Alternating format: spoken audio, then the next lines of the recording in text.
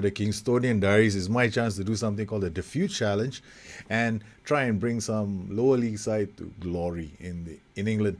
And this season, Kingstonian have done very well. I reached a point in the season where we've won a cup, we know we're going to Europe, and I've got 6 games left. So what do I do?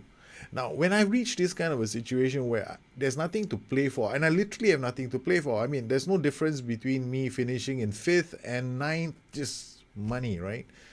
Prize money, because we're still going to go to Europe.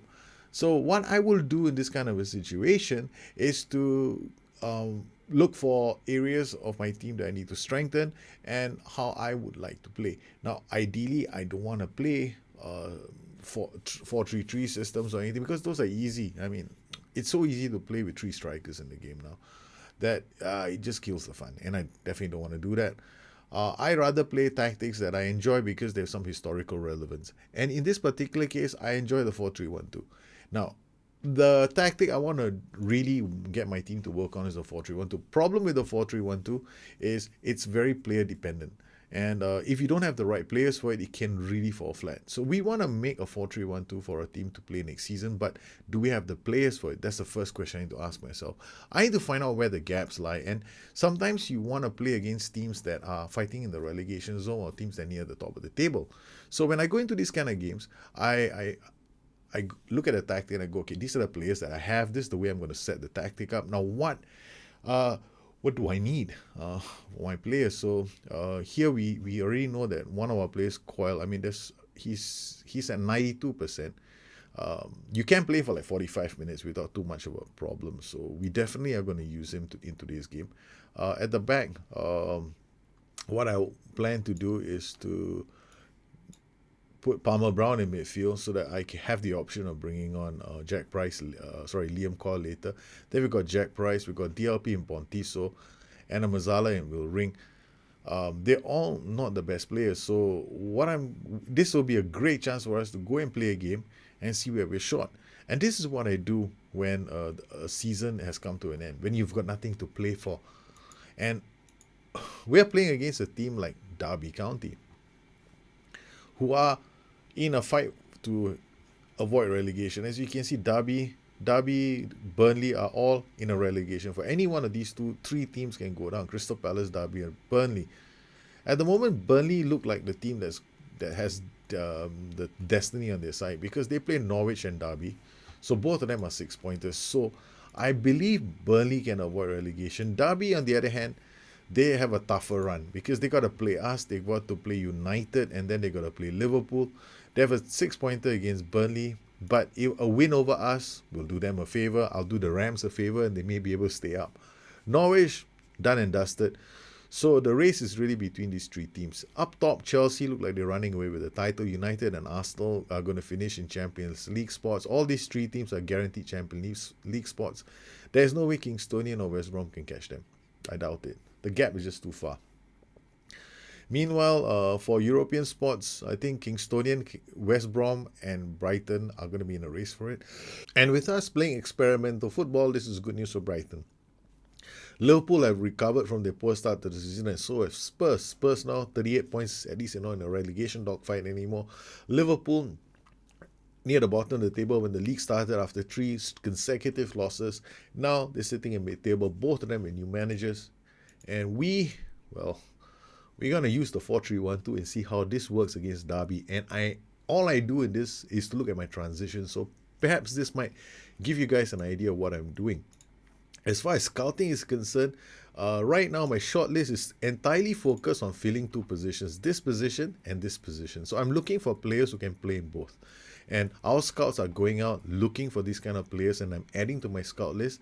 But unfortunately for us, we are stuck with a transfer embargo because we might be under new management at the start of next season, which is another poser for me. So it's like, I don't know. This will be fun. Liam Coyle, capable of playing the forthcoming with minimal risk of complications. He's recovering from a pulled calf muscle. So I'm gonna have him on the bench, but I'm not gonna rush him into the game. But this former Liverpool youngster is definitely top of my list of players. But Having said that, I'm going to try him out. So here we go. We'll submit the team. I'm not expecting to... Okay, honestly speaking, this is to watch transitions. Win, lose, or draw doesn't really matter to me. It's the way I approach a game, and I would suggest that when you reach preseason, I see a lot of people, they're too fixated on morale in preseason. All you need are 2 games. Win them both and your morale is up. So save them for the last 2 games. The first 4 games in your preseason, or maybe at least 3 of them, can be to a comparable competition where you can actually decide what you want to do with your system. Now here, what we are doing is using the games that don't matter and using them to discover where we can improve our system. So here I want to use a 4-3-1-2. So what do? I try things out and see how they play with this system. Denise, what a ball to Walker Peters. Walker Peters goes down, crosses the ball, Coil in the box. Coil plays ring in. Okay. Okay. What does that tell me? That tells me that we are too far away. There are too many players who are too far. Phelan is true. Plays it to Higgins. Okay. Higgins has been showing tendencies of missing some really, really easy attempts at goal, and it happened to us in quite a few matches where Higgins was away, and there might be a need for us to get another striker because I got Damien Phelan, and Higgins, and one of the reasons why I play a 4-3-1-2 is so I can use 2 strikers, and I can develop them. I like this system because a successful 4-3-1-2 will make you a shitload of money in the game, and I want to make a lot of money with Kingstonian. Ring plays the ball back into the box. Kroos clears that. Now we have Alexander down the flank to VDD. Alexander to Cruz. Now I'm watching to see how we close down.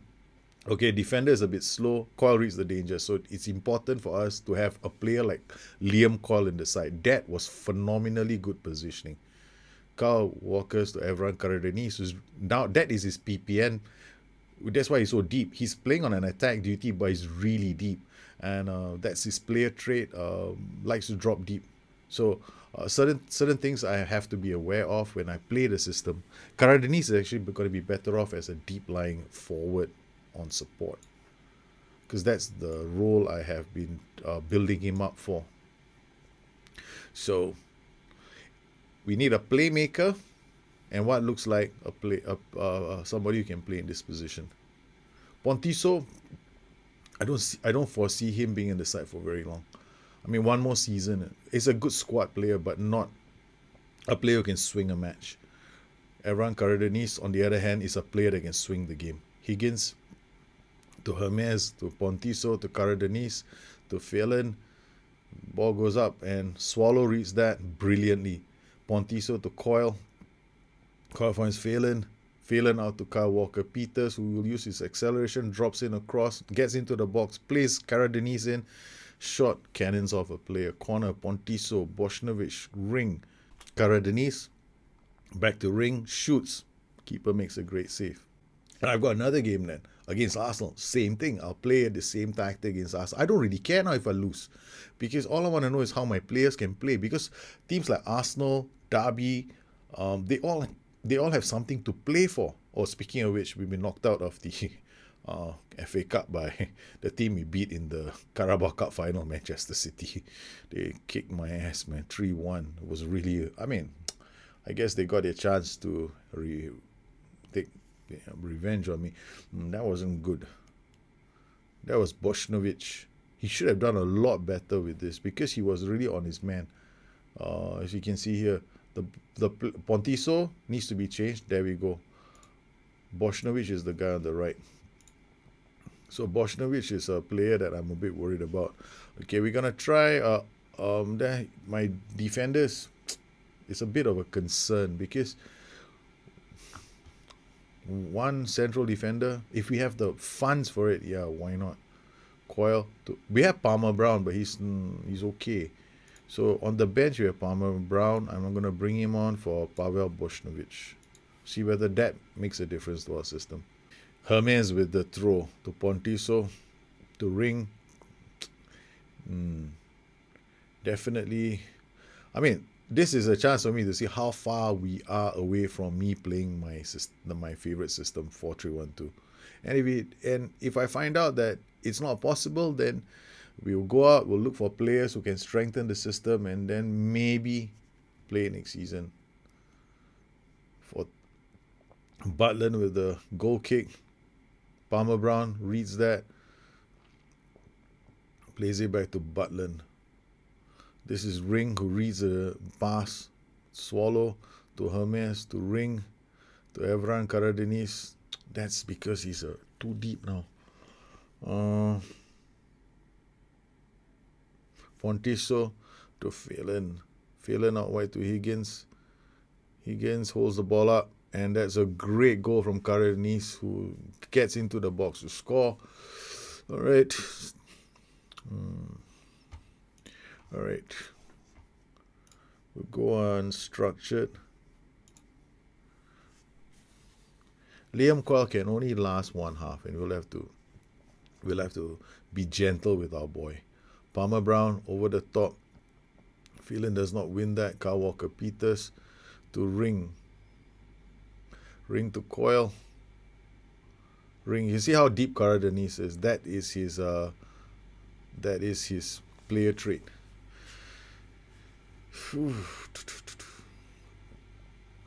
Okay, not too bad, but now we'll see how far we are. Coyle has to come off, so we're gonna bring on Jack Price for Coyle. Start the second half. Madivedi to Lane to Lindsay, plays it out to Etobo. Down the line again.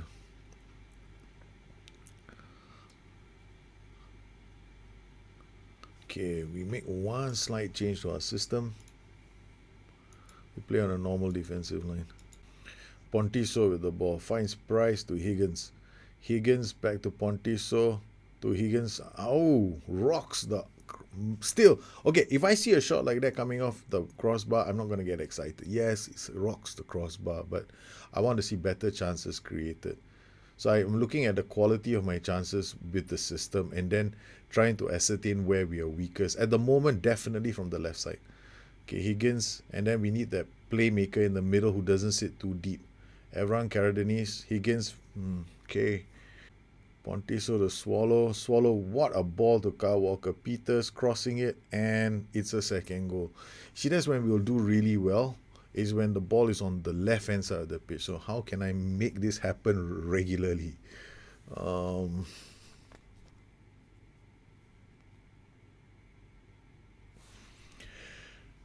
All right, we'll change this. We'll try something different.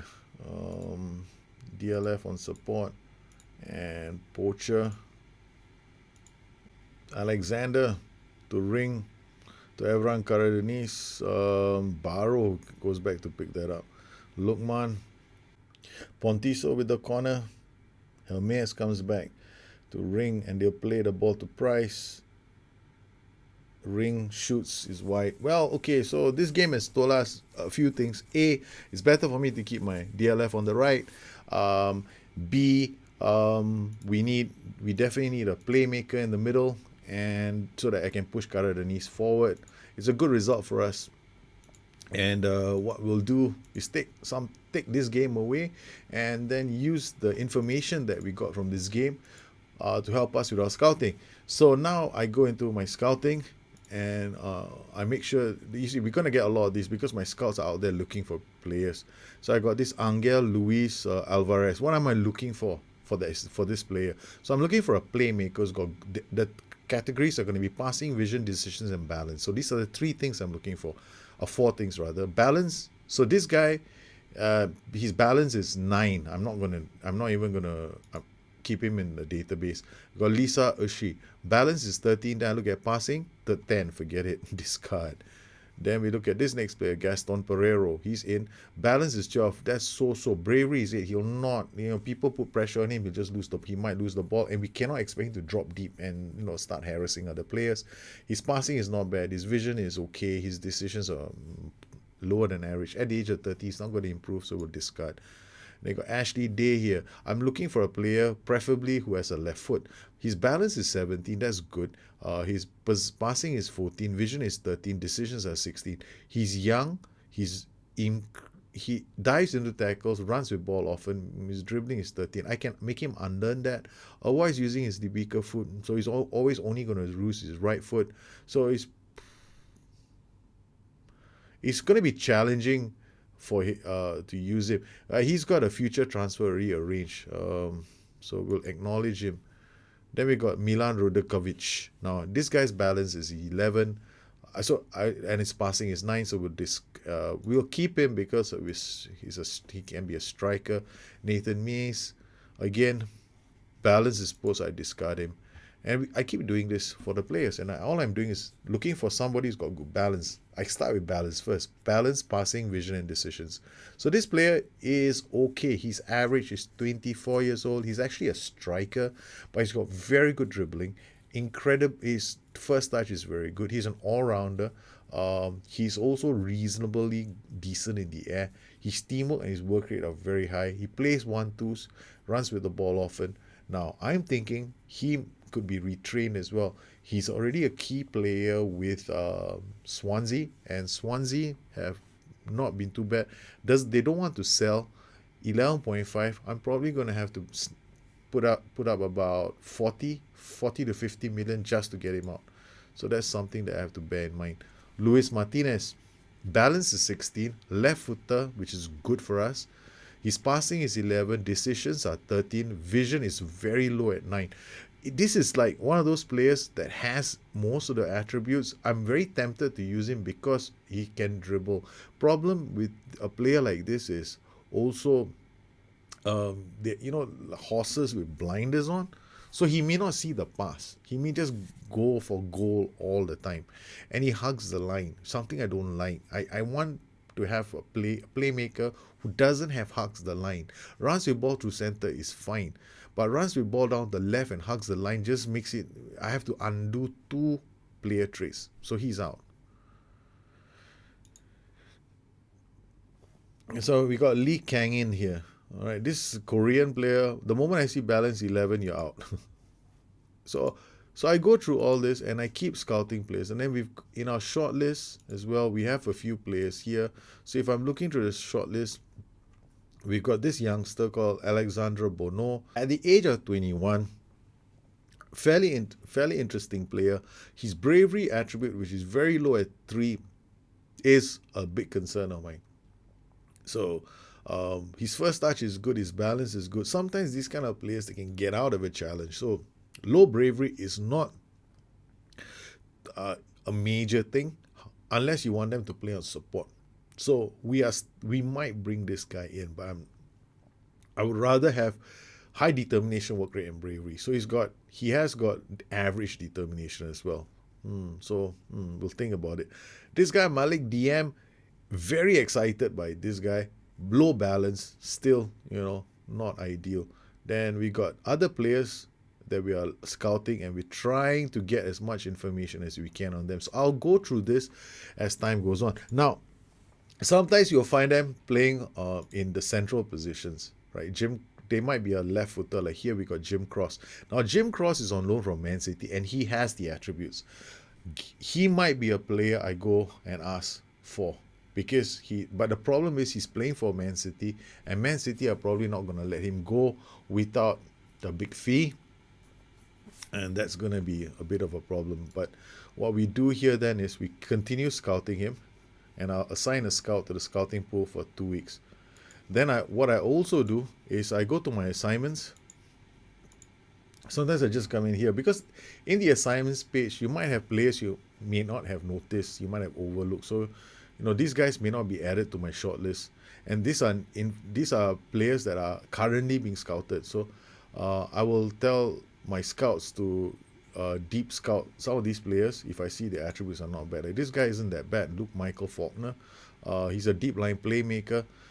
He's got good balance. He's got vision. He's got decisions. He doesn't have dribbling, which means that I've got to make him learn plays 1-2s. So we keep doing this. So we go through all these reports, every single one of these reports, and I create new assignments. As you can see, we have a Tim Davis, the scout. He's on an assignment to look for my playmaker, and he's already got all these players lined up for me to take a look at. So some of them are being scouted even more. Some of them I've added to the. I mean, some of them we keep adding more and more players to this, and eventually we shall be in a position for us to sign somebody.